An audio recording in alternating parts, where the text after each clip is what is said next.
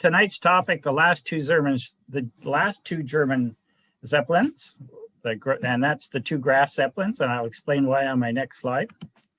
So I got people phoning saying, which are you talking about? So this was my kind of ploy. So the Hindenburg crashed on May 6, 1937 at Lakehurst. The Graf Zeppelin was on a flight returning from South America when the crew received news via radio about the crash of the Hindenburg.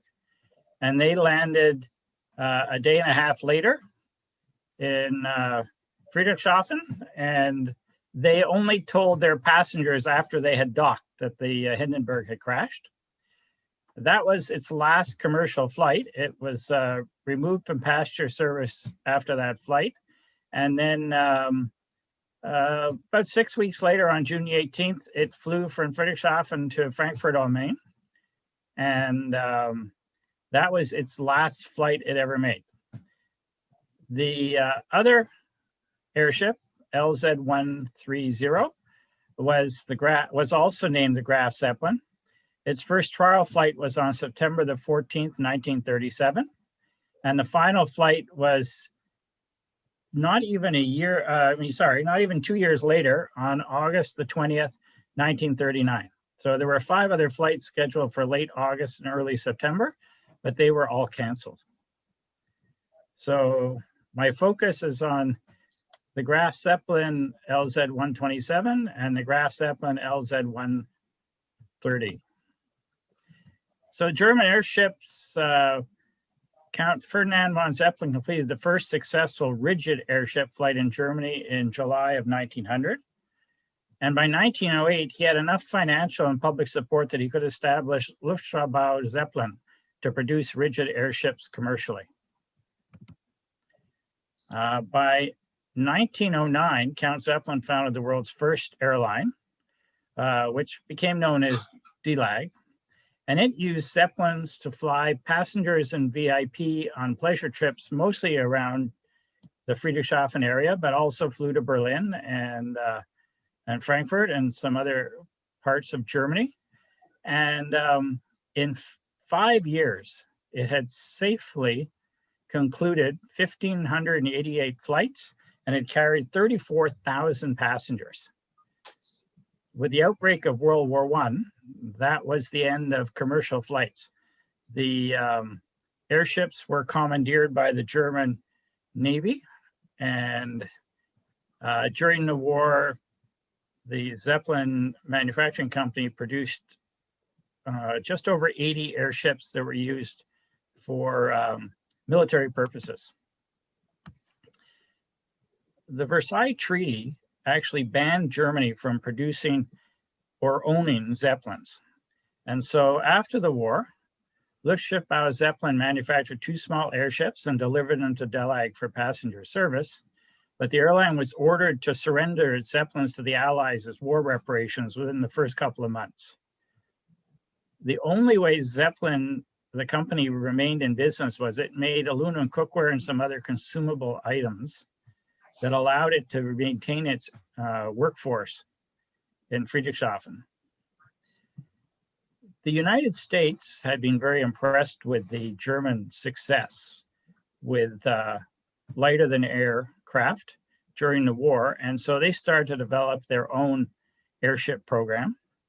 The first one they made in the United States, but they were buying an airship that had been started by the British before the end of the war, and then it had been put on hold. That airship was in its test flights, and it crashed, killing almost all of the crew, both British and American, that were on board. It was the second to last flight before it was going to be delivered to the United States. That meant that the US airship program had a big hole in it, and they were able to convince their allies to allow Germany to build one non-military dirigible for the American airship program. So the construction was started in 1923, and LZ-126 was delivered to the US in October 1924. The cover on the left side of your screen is a cover carried on the first flight from Germany to New York of that airship. And that airship was christened the Los Angeles when it landed in the United States. And there's a picture of it docked. It was used, the most successful US airship, and was used for military exercises, particularly supporting the naval fleet. So they took a ship called the Pagoda, and they put a Zeppelin conning tower on it. And there's a picture of the ship docked with the Zeppelin attached to it. So after the successful delivery of LZ-126, the European nations met at Locarno, Switzerland, and decided that Germany could start redeveloping its non-military economy. Hugo Echner, who had taken over the Zeppelin companies after the death of Count Zeppelin, he sought financing to build another dirigible, and the German government at that time did not have a lot of money. And so he traveled throughout Germany, giving hundreds of lectures and raising funds for the Zeppelin Echner Spend, the Zeppelin Echner Fund. They gave out stamps, and they used postcards. They sold them at meetings, and they sold them at lectures, and people could buy them, and the money went into the fund. And by 1926, there was enough support and a small grant from the German government, and Luftschiffbau Zeppelin was able to start construction of a new airship designed to carry passengers and freight. So there is a picture of them constructing LZ-127 in its shed at Friedrichshafen. Now, the company didn't have any money to build new sheds or anything, so the design of the new airship was very much dictated by the size of the largest shed at Friedrichshafen. The shed was 787 feet long, and so the airship was designed to be 11 feet shorter than that. And the shed was 115 feet high, and LZ-127 was 100 feet in diameter. And there was a gondola, which you can see in the picture, that was located quite far forward, where the hull began to rise up towards the nose. So the whole ship could fit in the shed and not much more space. You could stand on top of the airship and touch the ceiling. So just if you've ever wanted to know what a Zeppelin plan looks like, there are the plan for the Graf Zeppelin LZ-127. It had 5 engines, and you can see that in comparison to the airship, the gondola where the passengers and crew were is pretty small. The airship was over 230 meters long, and it was actually only about 100 feet shorter than the Queen Mary, the largest ocean-going vessel at that time. So it was christened the Graf Zeppelin on July the 8th, 1928 by Countess Brandenstein, who was the daughter of the late Count. She made her first test flight on September the 18th under the command of Hugo Echner.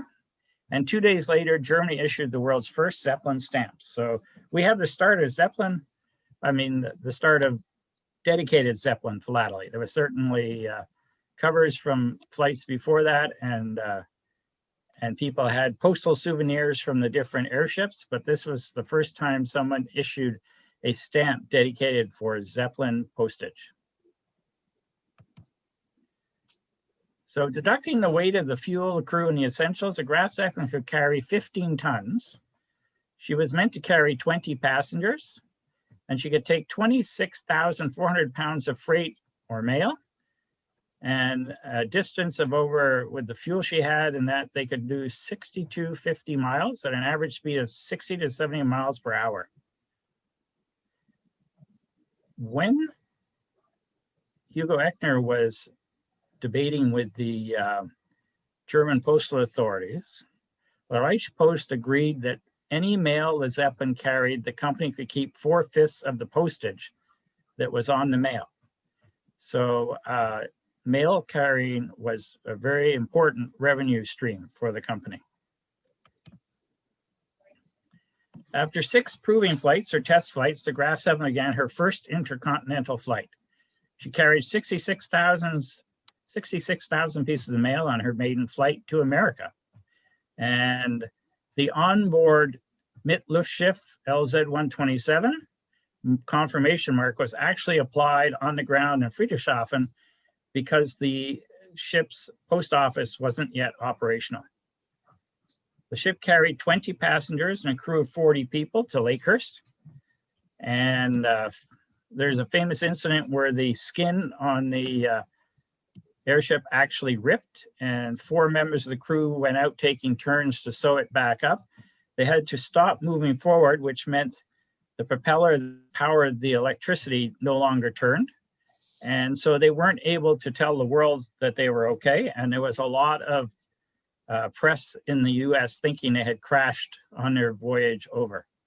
They only were able to rebroadcast after they were able to start their forward movement again. On the return flight from Lakehurst, it carried almost 52,000 postcards and 50,000 letters mailed by aviation enthusiasts.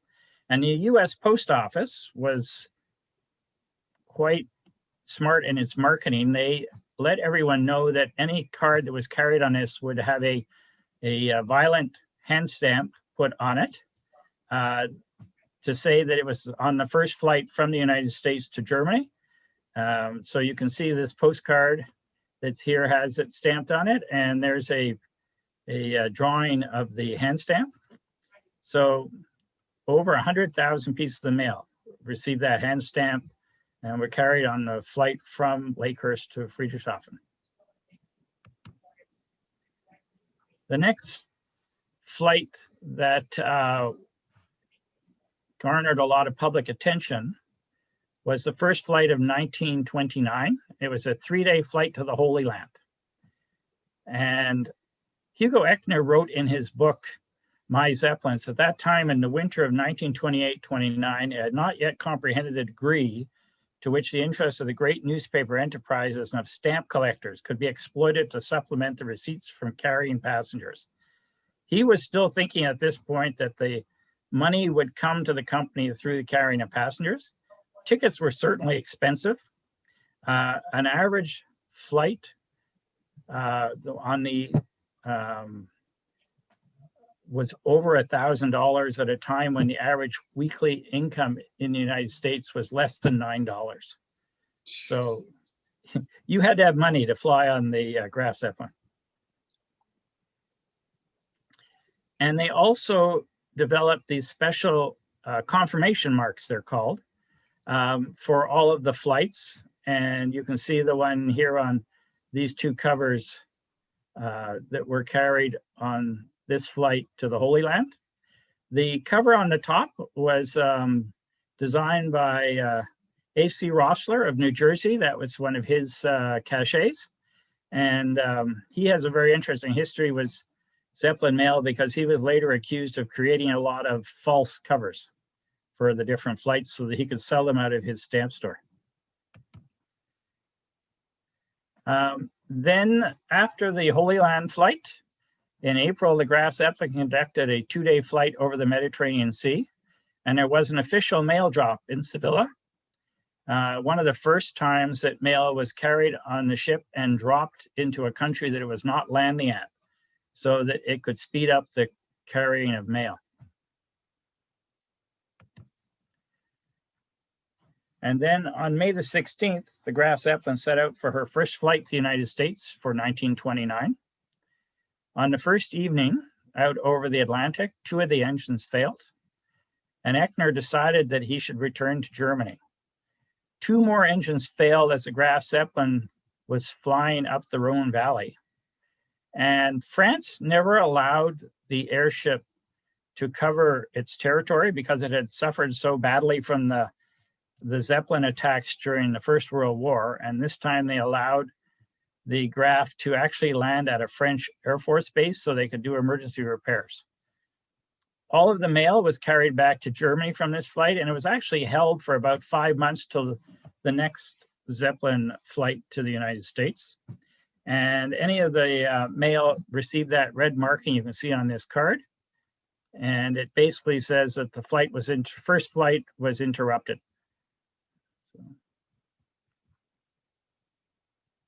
It also has the first flight confirmation mark in blue on it, which was kind of funny because, of course, it never made it. The Zeppelin company was very interested in proving to the world that Zeppelins were commercially feasible. And so the next major flight was to be a round the world flight for the Graf Zeppelin. So this postcard, which unfortunately I don't own, I've taken from a website called Allocation, shows the planned route. And so then what Eckner was able to do was to get the media to pay a large share of the costs of this flight. So if you were German, you believe the flight started in Friedrichshafen, went to Lakehurst, then back to Friedrichshafen, on to Japan, and then to the West Coast of the United States. But as the largest sponsor, Hearst newspapers demanded that the round the world flight officially begin and end in America.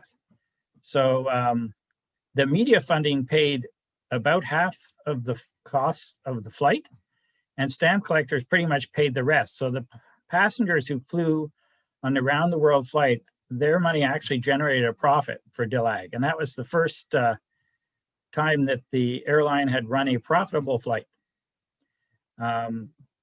You can see on the bottom card, which was mailed in the US, you can see the confirmation mark that the United States Post Office put on for around the world. And the one above that is a cover mailed in Germany, and it has the round the world flight confirmation mark. What the post office in Friedrichshafen did was put markings on the postcards and letters so that they could be easily sorted. So this card bears a mark that it was going to Tokyo. And with then the next year, in May, the Graf Zeppelin left Friedrichshafen on the start of her maiden Pan-American voyage. So this was a Europe, South America, North America, back to Europe flight.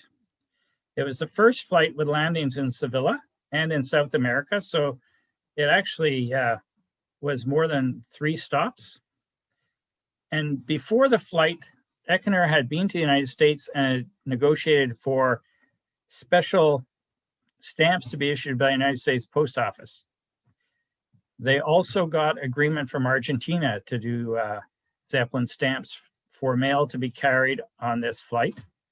And the Germans issued their own South America flight stamps as well. So all the stamps and the cards you see here, unless I've identified it, are out of my collection. So some are really nifty to see, and some are like the Zeppelin stamps from Argentina are regular stamps that were overprinted. One of the reasons that Eckner negotiated these was because they generated a lot of revenue.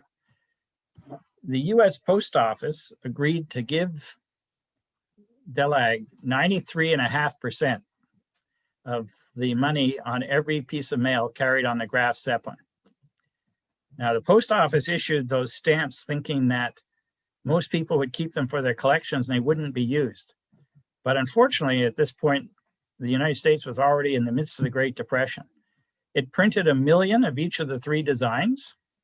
It sold a total of 227,000 stamps. And before the stamps had gone on sale, to try and force collectors to buy them, they had announced that the stamps would be destroyed 6 months after the flight.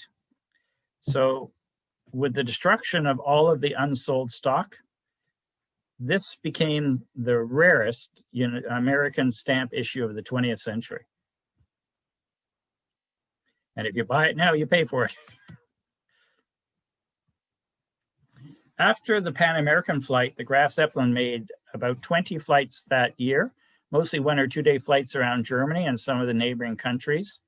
And because Eckner always knew that the airline had been able to get the financing to build their first Zeppelin from the public subscriptions, he made a point of showing the Germans their Zeppelin whenever he could.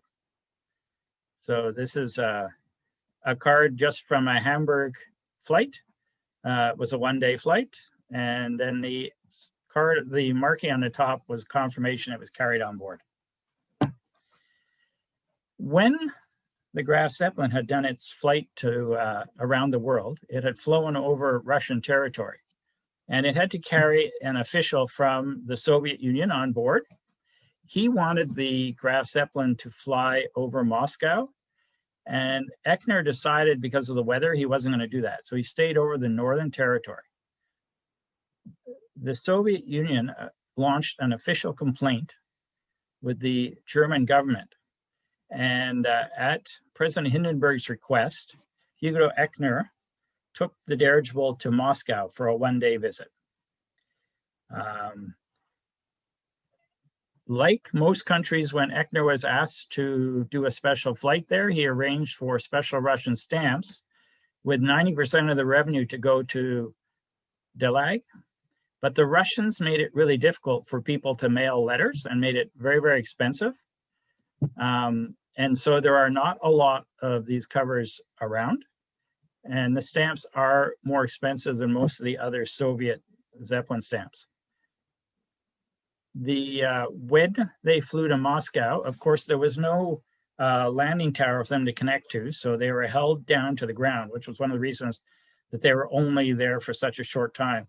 But they said over 100,000 people came to see the Graf Zeppelin land in Moscow.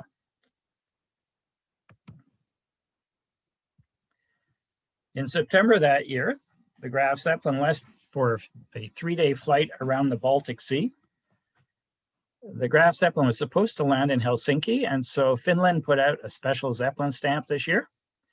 But bad weather canceled the landing, and there was mail dropped at 4 of the cities that it flew over, but there was no, the passengers who were supposed to get off in Helsinki got to do the full round trip flight back to Friedrichshafen. So.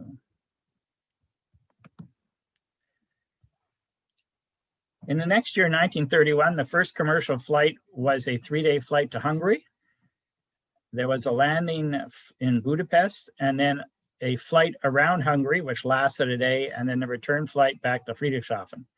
Again, Echner had negotiated for special stamps to be issued, and this was one of the largest confirmation markings used on the Graf Zeppelin was for this flight.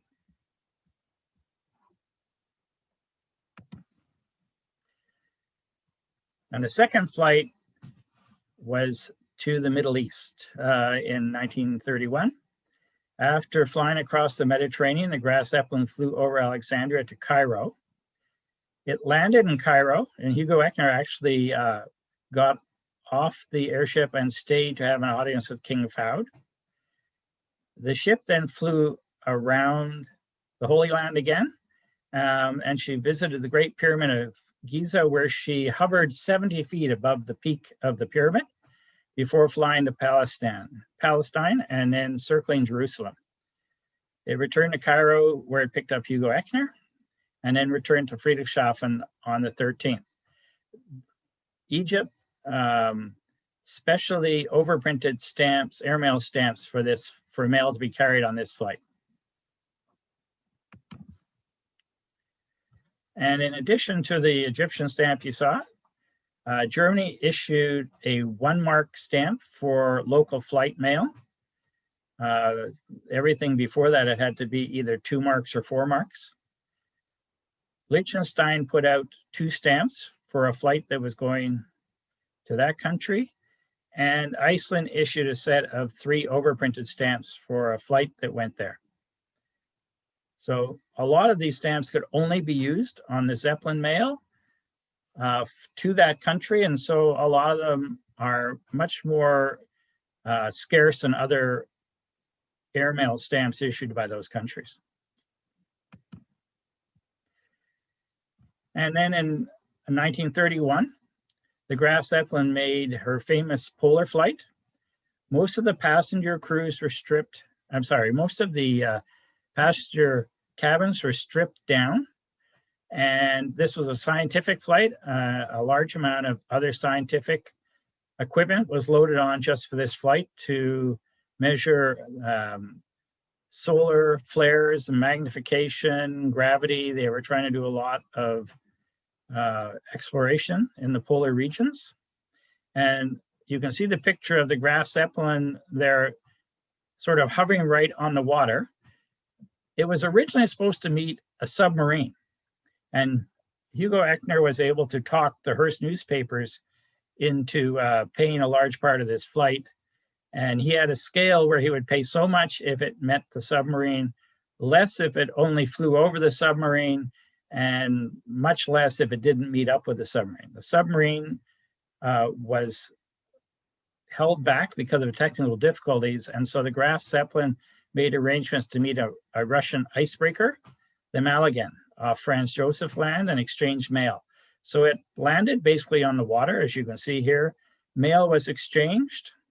So much mail was unloaded that had been loaded in Friedrichshafen and taken to the icebreaker, and then a number of bags of mail were loaded from the icebreaker onto the Graf Zeppelin for transportation back to Germany. The two stamps you see at the top are two of the three that were issued by the Reichspost for the polar flight of 1931. And the stamps on this cover, the Soviet Union issued two stamps, but they made them both perf and imperf. So there was a total of 4 stamps issued by Russia. And then in August of 1931, the Graf Zeppelin made another visit to England. It had made a visit in 1930 before the flight of the R100 to Canada. And it had actually landed where the R100 was kept. And the two crews toured each other's airships. But then after the R100 returned from its flight to Canada, the R101 crashed in France on its maiden voyage, killing almost everyone on board, including the Ministry of Air, who was taking that flight to India. And the R100 was deflated and never made another flight. Britain basically stopped building airships, and Echner made this flight to England, actually flew over Wimbledon during a tournament and landed, did a flight around London and the nearby counties, and then landed again. And then the next day she returned to Friedrichshafen. His plan was that he hoped to show the reliability of Zeppelins so that the British might consider buying Zeppelins from Germany rather than trying to construct any more of their own. And I included this because I always liked the confirmation mark on this flight. So starting in 1931, there was the beginning of flights to South America on a commercial basis.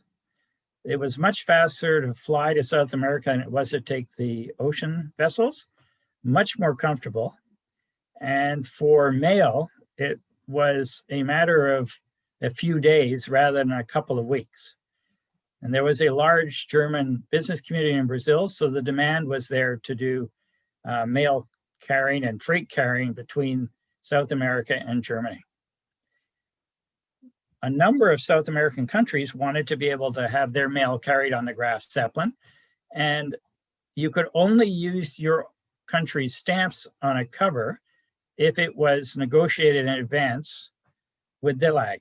If it didn't have that, you had to have German stamps. So your mail would then be sent to the DELAG offices in Brazil to have German stamps put on before it was loaded on the airship. And so this was much more convenient for people wanting to send mail if their own country stamps could be used. Now I liked this cover when I found it. What DELAG did was it actually stamped all mail on this flight with that violet hand stamp you see above the onboard cachet. And it's a message in German and Portuguese that announces the Graf Zeppelin will be staying in Brazil for 5 days So if you want to send back a quick response to your mail, you can do that, and it will be carried on the Graf Zeppelin back to Germany.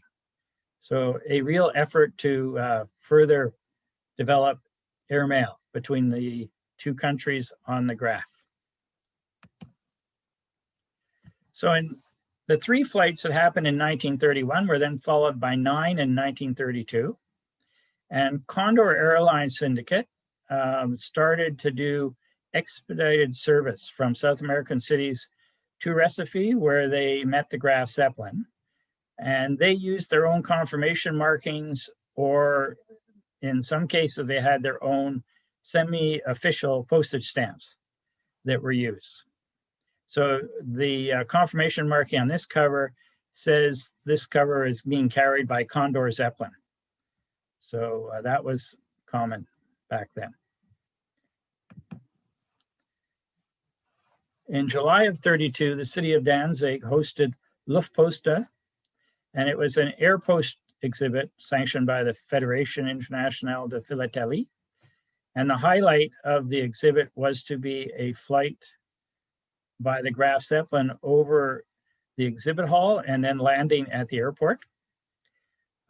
When the organizing committee asked Delag to let the Graf Zeppelin come, they agreed that they would do that for 38,000 Reichsmarks to pay for 3 flights. A flight to the Danzig, the flight over the Baltic Sea, and then the return flight. What the organizers of Luftpost did was they overprinted a number of stamps, a little hard to see on this cover, but they're all overprinted, and not the 2 airmail stamps, but the others are overprinted stamps. And they were sold for double face value at the exposition. And then there were lottery tickets sold to win a ride on the Graf Zeppelin's flight over the Baltic Sea. So that was how the organizers raised enough money to have the Graf Zeppelin come to Danzig. Now, if you visited our virtual exhibit, you saw Daniel's really good exhibition on the flight to Rome. And this was the first time that the Reich Minister of Public Enlightenment and Propaganda ordered the Graf Zeppelin to do a flight. The Graf Zeppelin was toured by King Victor Emmanuel when it landed. And then Dr. Goebbels invited the Italian Air Minister to join him on a flight on the Graf Zeppelin over Rome. So the other thing that happened in conjunction with this flight was that a number of Italian colonies and allies issued special stamps for Zeppelin mail. So this flight actually had the most Zeppelin stamps issued of any flight a Zeppelin did. So there's some of the stamps that were issued. Greece issued 2 stamps. San Marino overprinted 3, and then 3 of the Italian colonies issued sets of 6 stamps. So,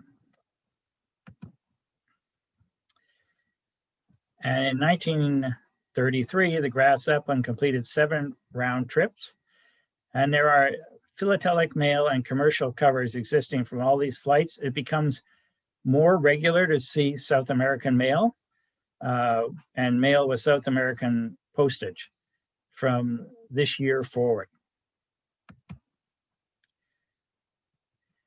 In 1933, the United States decided it was going to put on a world exposition. It was called the Century of Progress Flight, and the organizers asked the company if they would allow the Graf Zeppelin to come to the fair. Now, the Graf Zeppelin hadn't been to the United States since the Round the World trip, so it was a big deal. And the representative of the company went to the United States Post Office and told them that the Graf Zeppelin had been invited to go to the Chicago World's Fair, and that Germany was going to issue special stamps to mark this special occasion. So they issued 3 stamps that were overprinted the Chicago flight. The United States agreed to issue 3 stamps, and they felt the revenue generated could, create another $10,000 in revenue. When President Roosevelt heard, he refused to allow more stamps to be issued for the Graf Zeppelin because the United States had issued 3 stamps for it on the Pan American flight. When the representatives of DELAG went to the State Department to say that the German government would see the refusal to issue stamps as a public insult, the president relented and allowed there to be one stamp to be issued, and it could only be used for this one flight. So you can see the Century of Progress flight showing the airship flying from Friedrichshafen to the Century of Progress Tower in Chicago at the fairgrounds. The interesting thing about this flight was in 1933, the German government had passed the dual flag law. So the flag of the post-war government was withdrawn, and Germans could fly the old imperial colors or the new swastika. The airship, just like any other naval ship, had to carry both flags. So on one side, the swastikas were painted on the rudder, and on the other side, the imperial flag was painted. Because Echner knew that the Nazi Party was not well liked in the United States, he actually flew over Chicago in the fairgrounds in a clockwise direction. So most people would not see the swastikas on the rudder. They would see the imperial colors.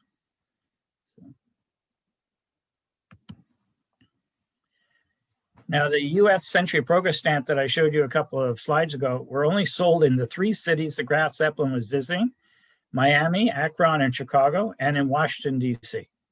And it could only be used for mail in this flight. So although it was a 50-cent stamp, and it was not as rare as the other set, it still is a little bit of an expensive stamp to find for collectors because a lot of people did not purchase it at the time, and the demand was strong. In 1934, the Graf Zeppelin completed 12 commercial round trips to South America. And Paraguay was the only country that issued new stamps. You can see that they're overprinted. And then in late 1934 and 1935, the government of Germany negotiated with the Zeppelin company. Reich Minister of Aviation Hermann Göring insisted that a new agency be created so that the party could control the flights of the Zeppelins. The new airline, Deutsche Zeppelin Reederei, was incorporated as a joint venture between Zeppelin Luftschiffbau, the company that makes the Zeppelins, the Ministry of Aviation, and Deutsche Lufthansa, which was an airline flying mostly in South America and to South America. So the creation of the new company allowed the Zeppelin company to have the money needed to finish the construction of LZ-129, which had been designed to be much bigger than a Graf Zeppelin. And LZ-129 went on to be the Hindenburg. However, it meant that Hugo Echner was moved into a corporate position.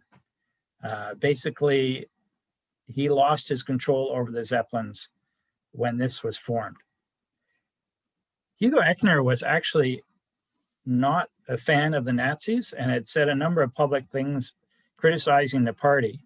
And there is a story that because he agreed to go to Moscow, President Hindenburg was always a supporter of Hugo Echner, and he demanded of the Fuhrer that Hugo Echner not be arrested and sent to a concentration camp. And apparently, if you believe the stories, that was why, although he was moved pretty much out of power in the company, he was never arrested and never prosecuted by the officials. In 1935, the Graf Zeppelin did not fly until after the formation of the new airline. And the Hindenburg was starting test flights in March. So the Graf Zeppelin, the decision was made the Graf Zeppelin would fly only on South American routes. Then halfway through that year, the German government awarded a monopoly on non-registered mail, I shouldn't say email, it should be mail, to Lufthansa. So that was a huge blow to the company as far as revenue went. But the Zeppelins could carry registered mail and parcel post and print mail like catalogs and magazines and things like that. So that became the revenue stream for the Zeppelins. You start to see a lot fewer regular letters at this point. It also, you were not allowed to fly covers that had postage meters on them on the Zeppelins. So that was another loss of revenue. Then in March 1936, Joseph Goebbels ordered the Graf Zeppelin and the new Hindenburg to conduct a joint propaganda flight over Germany by the Reich Minister of Public Enlightenment and Propaganda. And for 3 days, the two Zeppelins flew around Germany together, playing martial music over loudspeakers and broadcasting political speeches from loudspeakers, while Nazi officials dropped pamphlets, drumming up support for a vote to retroactively approve the German occupation of the Rhineland. Hugo Echner apparently said that these flights were madness. They were successful, though. 98% of the German people voted in support of the annexation of the Rhineland. And that's an image of one of the pamphlets. There were 5 different pamphlets used on this flight.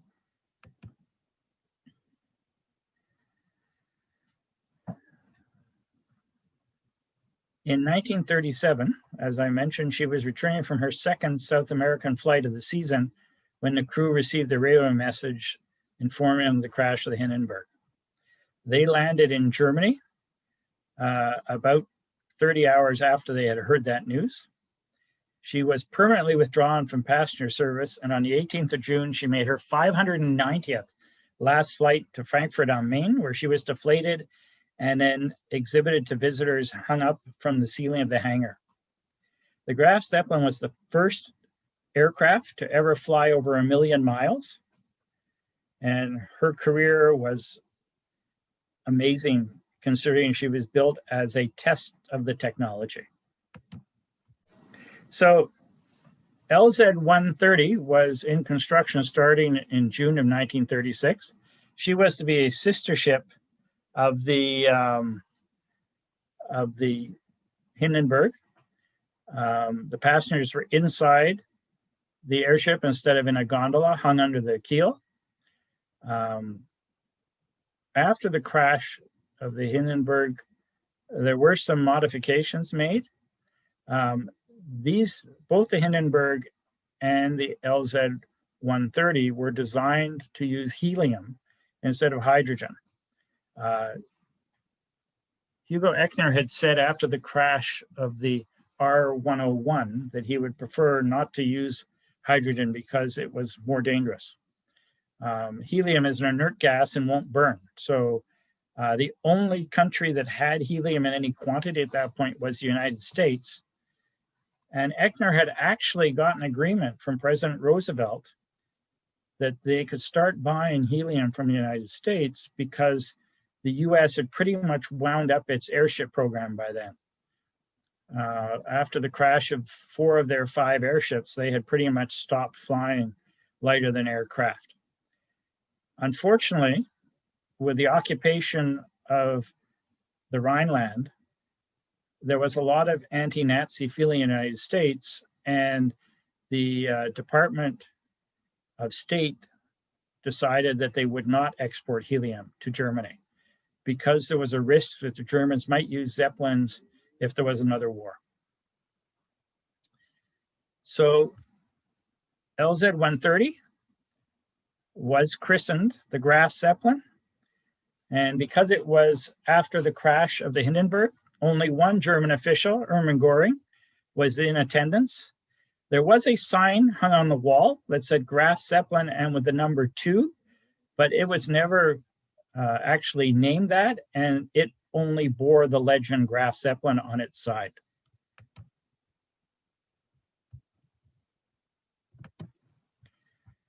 So the airline still believed in the future of passenger service after the crash at Hindenburg.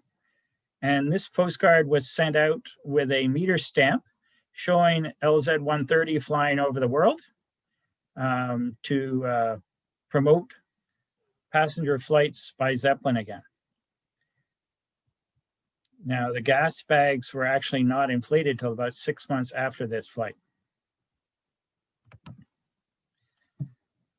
The first mail that carried flight was a flight on the 1st of September.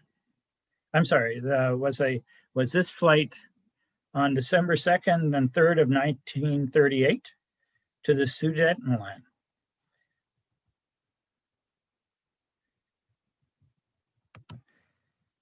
It was a politically motivated flight because they weren't allowed to carry passengers. They'd been granted a one-year license to do flights for testing purposes. They were used primarily for political purposes, military purposes, and a few technology testing flights.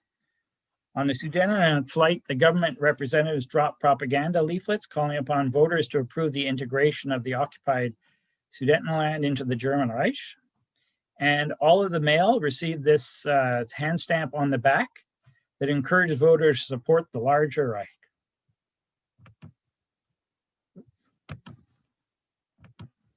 What happened? So although they weren't allowed to carry passengers, the airline advertised heavily in German newspapers anytime there was going to be a flight. And they did flights to visit auto races. They did flights to visit trade shows. They did flights when asked to attend certain anniversaries. And so you can see here an assortment of covers with the special confirmation flights that were used. And so mail, again, became a very important part of the revenue for the airline, especially when they couldn't take passengers. And there was very little demand for freight movement within Germany. So it also was used for several military flights over the North Sea and near the coast of England. There were a couple of flights where representatives of the Luftwaffe were on board with radio equipment trying to find out information about British radar. And on a 2-day flight in August, when the LZ-130 flew over the British coast, one of the members of the crew wrote that the British scrambled 2 Spitfires, and so the airship left. And then the next day, the Luftwaffe issued a statement of apology saying that Graf Zeppelin had been forced off course by high winds, and it inadvertently strayed near the British coast. And then what you see here is a cover for the Königsberg flight, and it has the red confirmation marking already applied. Now the airship was walked out of its shed on August 26. And then as the passengers were about ready to get on, they were ordered not to complete the flight. It was canceled by the Luftwaffe, and it was turned around and put back in its shed the opposite way from that it normally left from. And all of the mail had this special flight cancellation marking applied to it. The reason it was canceled, of course, was the invasion of Poland was to start in a couple of days. And the Luftwaffe did not want to have an airship flying at the same time as military aircraft. So it's the end of the era, just a few hours before German troops invade Poland. The valves on the gas cells are open and the hydrogen was released. It was also hung in a hangar near the old Graf Zeppelin as a tourist attraction. And the German press actually wrote that the airship made more money for its airline deflated than it ever made when it was flying. On the 29th of February of 1940, Hermann Göring issued an order to scrap both Graf Zeppelins and the unfinished framework of LZ-131, which was already being built, because the metal was needed for military aircraft. The employees of the Zeppelin companies refused to dismantle them, and so a Luftwaffe team had to go in to take the two airships apart in the hangars. And then you can see on May the 6th, them blowing up the Zeppelin sheds in Frankfurt am Main. I mean, the interesting thing about the fact that they blew these up on May the 6th of 1940 was it was exactly 3 years to the day of the crash of the Hindenburg in Lakehurst. So really, that's the end of my philatelic salute to the two Graf Zeppelins.